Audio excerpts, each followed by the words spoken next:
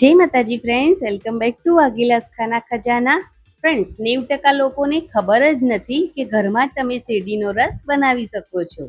ખતરનાક ગરમીમાં તમારે બહાર જવાની પણ જરૂર નહીં પડે. માત્ર 2 જ મિનિટમાં તૈયાર શેરડીનો રસ, જેમાં ના શેરડીની જરૂરત કે ના કોઈ મશીનનો ઉપયોગ.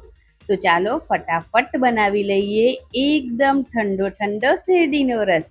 વિડીયો સ્ટાર્ટ કરતા પહેલા મારી એક રિક્વેસ્ટ છે કે વિડીયો એકદમ નાની છે, તો પસંદ આવે તો ચેનલને જરૂરથી સબસ્ક્રાઈબ કરજો, લાઈક, કોમેન્ટ અને તમારા ફ્રેન્ડ્સ અને ફેમિલી મેમ્બરમાં આ રેસીપીને જરૂરથી શેર કરજો. તો શેરડીનો રસ બનાવવા માટે સૌથી પહેલા મિક્સર જાર લઈ લઈશું. હવે તમારે જેટલી ગ્લાસ શેરડીનો રસ બનાવવો હોય તે પ્રમાણે ગોળ એડ કરવાનો છે. તો મેં અહીંયા 2 ગ્લાસ શેરડીનો રસ બનાવું છું, તો અડધી જ વાટકી અહીંયા આ રીતે ગોળ એડ કર્યો છે. ગોળને આ રીતે કટ કરી અને મિક્સર જારમાં એડ કરવાનો છે. હવે અડધી વાટકી મેં અહીંયા પુદીનાના પાન એડ કર્યા છે. હવે શેરડીના રસમાં તમને આદુનો સ્વાદ ગમતો હોય તો જ તમારે આદુ એડ કરવાનું, નહીં તો સ્કીપ કરી દેવાનું. મેં અહીંયા નાનો ટુકડો આદુ ઉમેર્યું છે, કેમ કે બહાર બનતા શેરડીના રસમાં પણ આદુનો ઉપયોગ થાય જ છે. થોડો અહીંયા મેં સંચર પાવડર એડ કર્યો છે. સ્વાદુ મીઠું બિલકુલ એડ નહીં કરવાનું, સંચર પાવડર જ એડ કરવાનો. તેની સાથે અહીંયા મેં 1 નાના લીંબુનો રસ એડ કર્યો છે.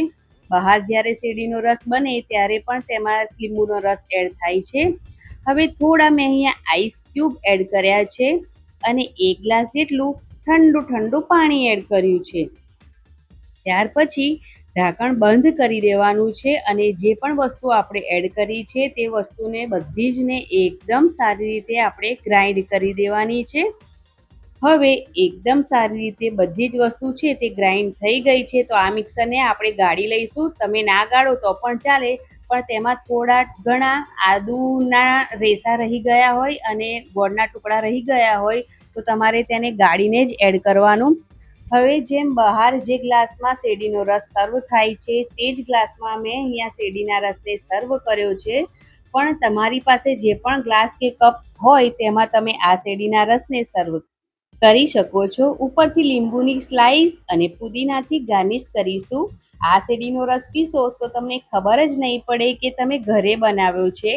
બહારથી લાવ્યા હોય તેવો સેમ ટુ સેમ ટેસ્ટ આવે છે અને પીવામાં ખૂબ જ ટેસ્ટી લાગે છે અને બનાવવામાં વધારે મહેનત પણ નથી લાગતી.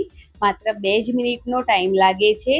તો આ જ રીતથી એકવાર તમે જરૂરથી બનાવીને ટ્રાય કરજો અને ટ્રાય કરો તો તમારા અનુભવો કોમેન્ટ બોક્સમાં જરૂરથી શેર કરજો.